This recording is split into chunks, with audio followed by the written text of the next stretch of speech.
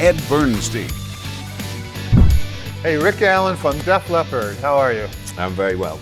Nice to meet you. Nice to meet you. Now, you're known for so many different things. Obviously, being the drummer at Def Leppard, having been through a horrible accident in the 80s when you lost an arm, and now your artwork. Amazing. I know. Yeah. It's an extension of really an extension of the music. Mm-hmm. I love playing music because it keeps me in the moment. When I'm really, in that zone, time just stands still. And that's kind of a focus. Yeah. Like when you're drumming, performing, you get into that zone. It's really that everything out here doesn't exist. It's all right there in front of you with that drum set, right? That's it. It's me and the drum kit. Right. And that happens with your artwork? That started to happen after I started painting with my youngest daughter. Because I got into painting when I was young, when I was still at school, and then I discovered music. So when you say you got into painting when you were young, yeah, you're in school and you're doing what? Just basic drawings, houses, basic drawings, trees, that type of thing. As much paint on the ceiling and floor as there was on the paper, but I loved the whole idea of it. It was so immediate, it was. Me, a brush, the paint. So what were you painting in those days? In those days, landscapes or people? Really just abstracts. I liked abstracts. I liked to experiment with sticking different things onto the paper, painting over them and creating all these cool sort of abstract pieces. Nothing out of the ordinary, I didn't think. And then, like I say, I discovered music and then came full circle when I started painting with my daughter, because I saw that she went into this fantastic sort of fantasy place whenever I saw her painting. She was always in the moment, and there were never any rules. It wasn't like calculated, and I recognized that she went to the same place when she painted that I go when I play drums. And I kind of rediscovered that's why I loved it so much as a kid, because I could just disappear. So you did amazing things when you were younger. Yeah. Now, as a parent, I'm thinking, you're 15 years old, mm-hmm. and you're auditioning to play drums for a rock band. Yeah.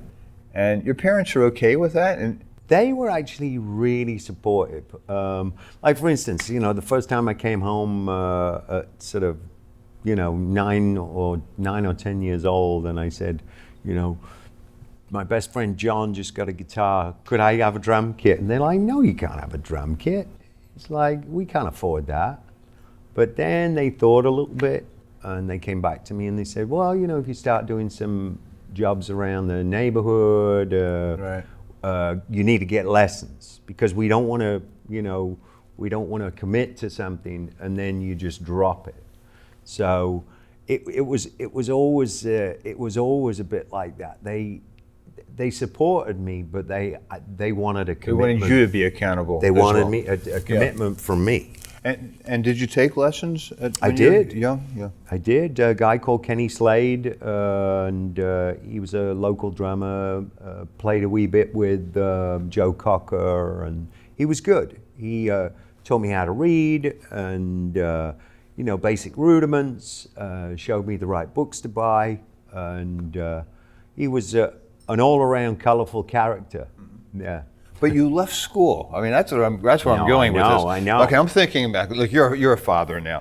Your daughter comes up to you and said, "Dad, want to quit school?" And I'd be like, "No way!" Right? No, absolutely no way. So I guess my parents were quite sort of progressive in that, mm-hmm. and they saw how committed I was to playing drums, and they saw how committed the band were to me and how committed we were to each other. And they must have picked up on something and they knew that this was going to be successful. You were kind of like the young kid in the band. So I'm still the youngest. Yeah. We reach a certain age, everybody kind of becomes the same No, age. it kind of all blends in. It's like, I hope they don't notice. But yeah, they were really cool. They went to school. They convinced, they convinced the school that, I think the private conversation went something like, well, he's not going to be a brain surgeon, so, like let him play the drums. Let's see how far it goes. So, but I made it a success. We made it a success, and it was the best decision they ever made. My parents ever made. Because they got it. They convinced the school, and they said, listen, if he stays and does his schoolwork and waits, he's going to miss this opportunity. And they said, you got to go. You got to do this. So they let me leave school. And you achieved a lot of fame early. Yeah, we did. Is that difficult for somebody that young, a teenager, to have that kind of success that quickly? May not have seemed quickly then. No, I know what you mean. Yeah. It didn't seem out of the ordinary to me, though, because I'd been playing in local bands for years before I got into Def Leppard. I say years, really from the age of 10 years old, forming a band with my best friend, and then I went through probably 2 or 3 bands before I finally met up with the guys from Def Leppard. So I'd had quite a bit of experience playing in front of audiences, a lot smaller audiences, but still I had that. And I think because I got into it so young, to me it wasn't out of the ordinary, It was just all you knew. Yeah. Basically. Yeah. Now, at that time, when those teenage years, you weren't really pursuing the art thing. No. Right? You were just focusing on the drum thing. Focusing on drums. I always enjoyed photography, and that was a way. The photography became a friend. It was like something that I could take with me wherever I went and document a lot of my experiences. You took a camera on tour with you? Yeah, it's here with me now. What was your first camera? My first camera, my grandfather gave me a Brownie. Yeah, I remember those. Which is like, that's a classic. I still have that to this day. It's. So did you develop as well as? No. I never got into that. Mm-hmm. No, I was experimenting with other chemicals. But that's another story. Understand the time period. All right. And what is your preferred camera today? I actually got a really nice Sony, the A7. Isn't it amazing how all of a sudden, growing up it was always Nikons, Canons, things like that. Now Sony is so prominent in that market. No, the sensor is really accurate, and it's very dimensional. I feel like remember when you got the Kodachrome and you'd looked at the slides. Mm-hmm. It's got that same feeling, that same depth. And I just really like that camera, and the fact that it's a mirrorless makes it relatively compact for me, So if I keep like just a 35mm lens on it, I can basically carry it anywhere. When you're playing drums, the whole camera photography and the art thing is so visual, but when you're playing drums, are you seeing anything, visualizing anything? Yeah, I'm.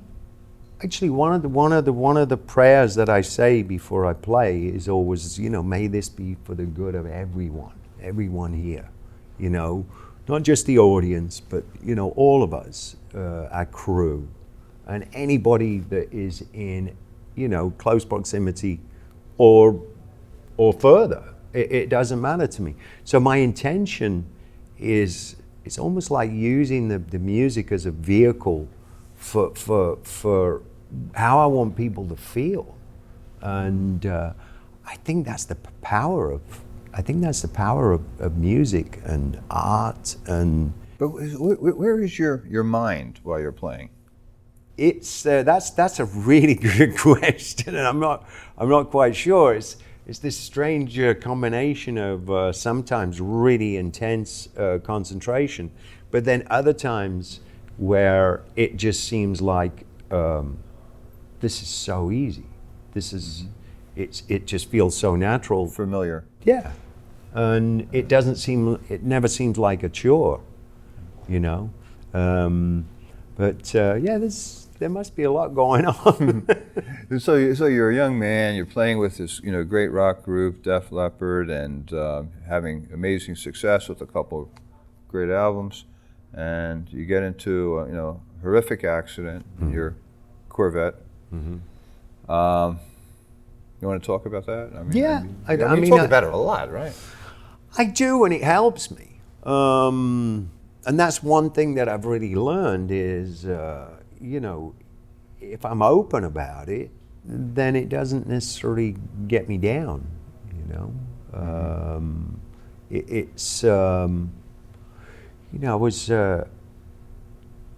I was trying to convey this to somebody else, and yeah, losing the arm was horrible, and the whole experience was awful.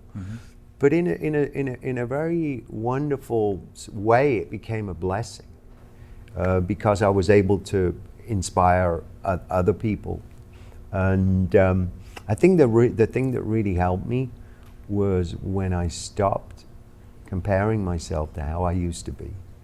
I stopped comparing myself to other drummers, two-arm drummers, and I really embraced the fact that what I do with my right hand and my feet and playing this incredible drum kit is really unique.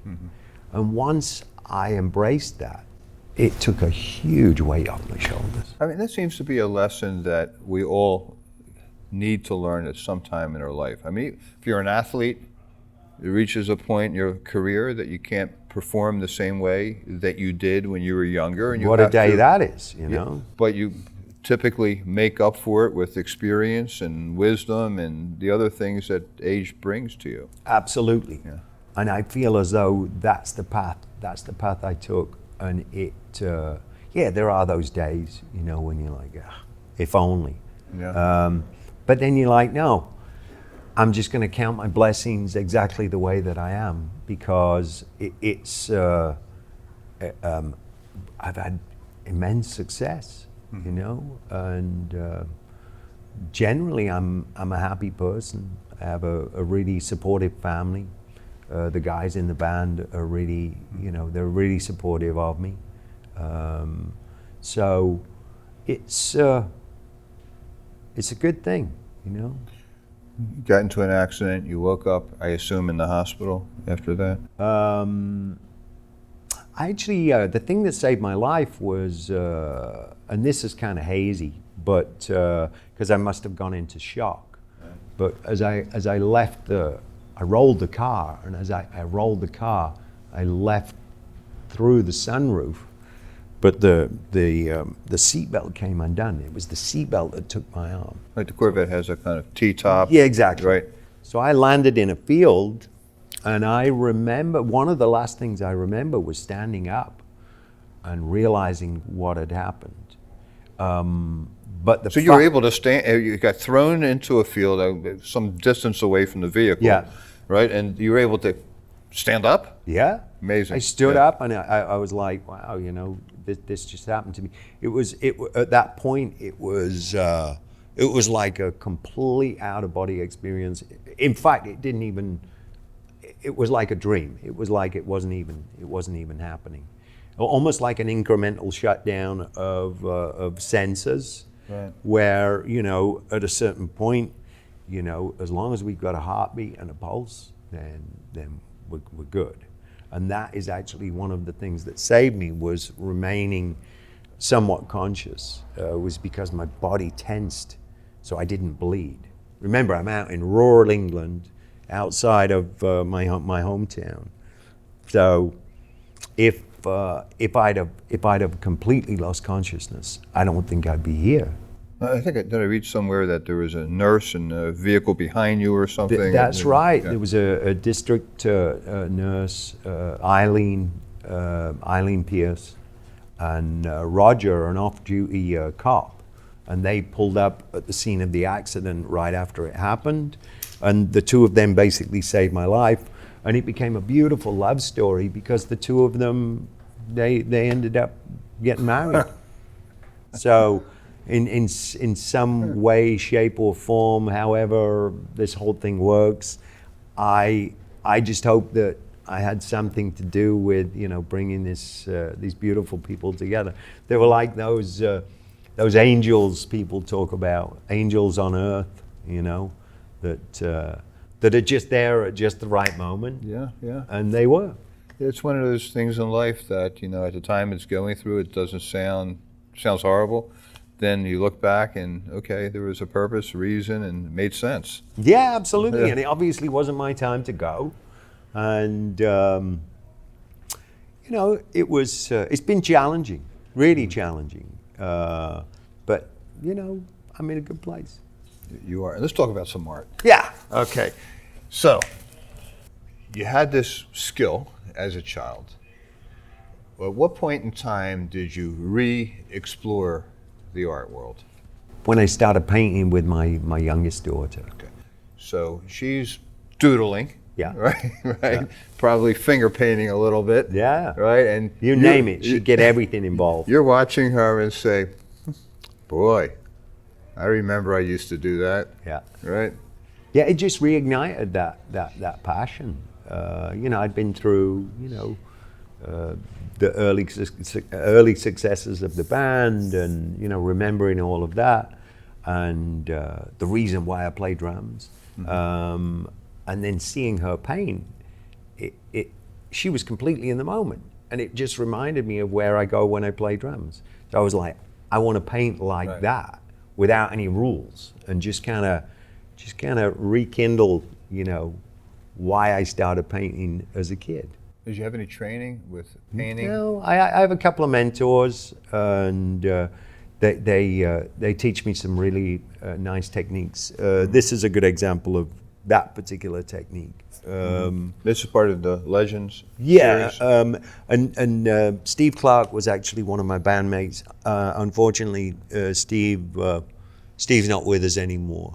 But it was great training wheels for learning this particular technique, where I dumb down a photograph, and then what I do is I sketch the photograph onto the canvas, and then I create a grayscale.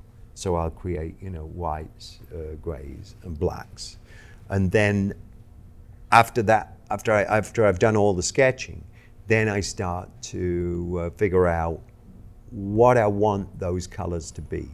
Do I want the black to remain black?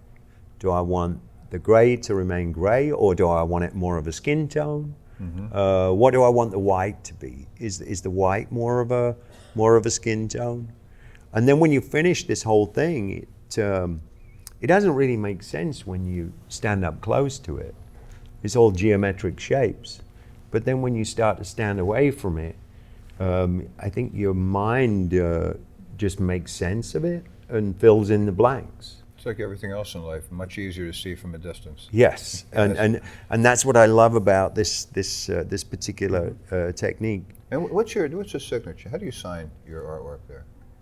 I just do it with a Sharpie. Says Allen? Yeah, Rick Allen. Okay. Yeah, I know. Hey. You're a much better artist than your handwriting. Oh would yeah, indicate, absolutely. Russ. I should have been a doctor. And so in the Legends series, who else have you? I moved on to doing John Lennon. I did. There's a Janis Joplin back there. There's a Tom Petty. But a lot of these are bands from the 60s and 70s. Yeah, well, that was really our influence. Everybody thinks, 80s band, but in reality, we've been around since 1977. So all of our influence came from the previous decade, Right. you know. Which is your favorite? Oh man, I have so many.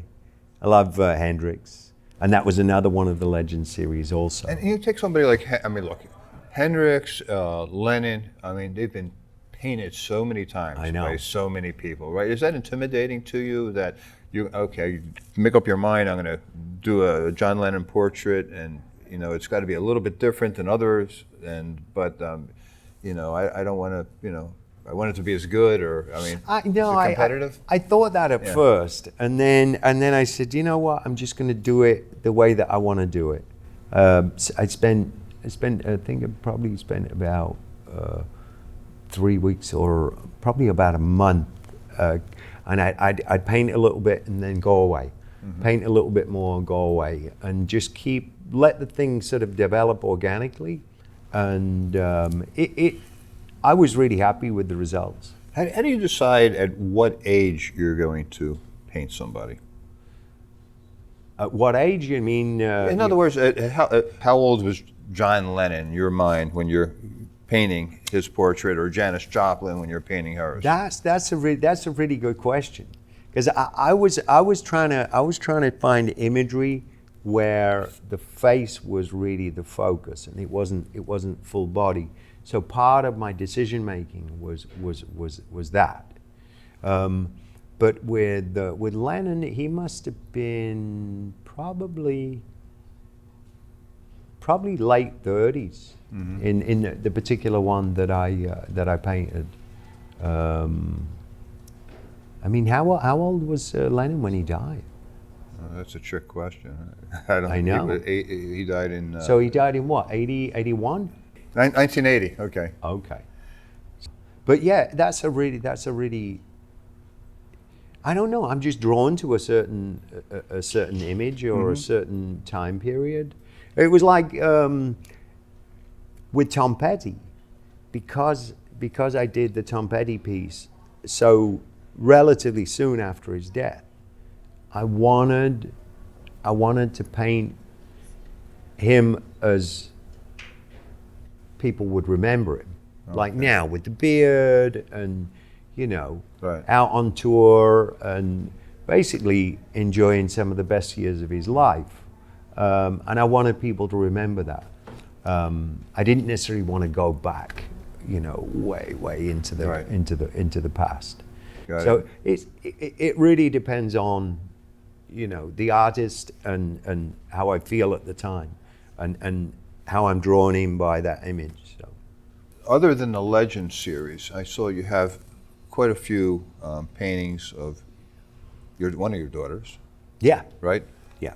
Because not only are the age that you're capturing her, she looks, I don't know, 5 years old. Yeah, there's a couple of them. There's one that I did where she must be about 3 or 4, 3 or 4, yeah. and then there's some more recent ones where she's like probably 6 or 7. Because when you're watching her paint and she's in the moment, and that's an important thing to you, but there's a certain element of freedom that she has that you're capturing in your paintings.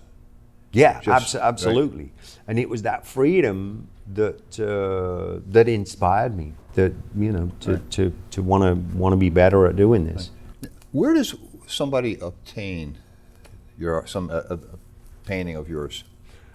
Well, we're here all month. Okay. We're here in Las Vegas. I should say we have a residency here at the Zappos Theater at Planet Hollywood, right? Yeah, and didn't this place used to be the Aladdin? It used to be the Aladdin. It was very magical. So we played here in 1983. And it was a great theater at that time. It was state of the art at that time. And everybody, this place must have an incredible history. If these worlds could talk, So it's pretty ironic that we came back here. Yeah, for sure.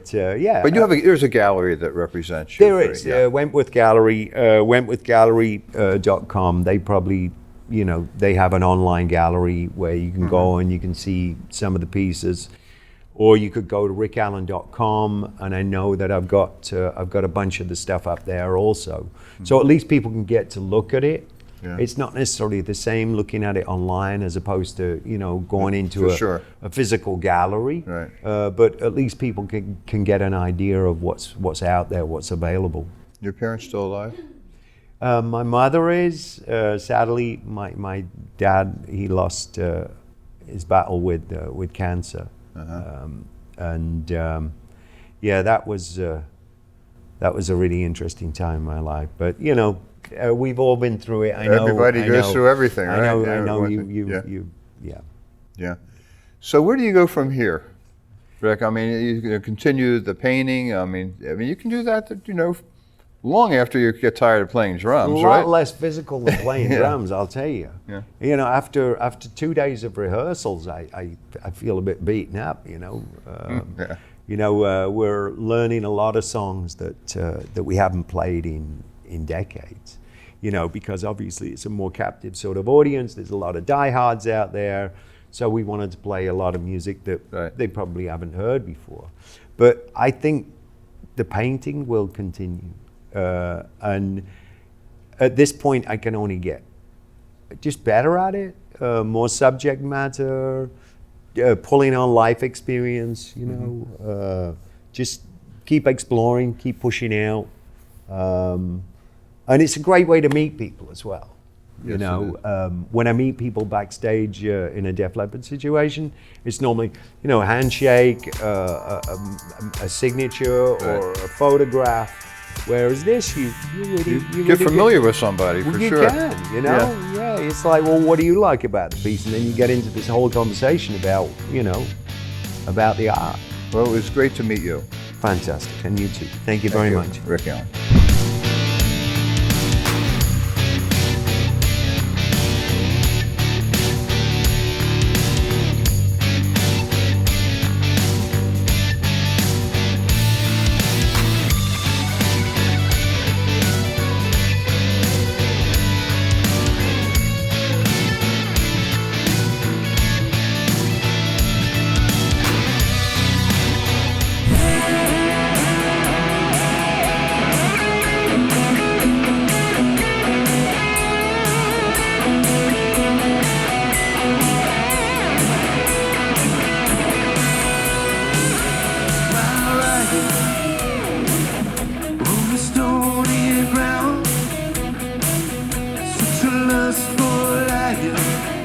My daughter Dana fought a long battle with Crohn's disease before passing last year.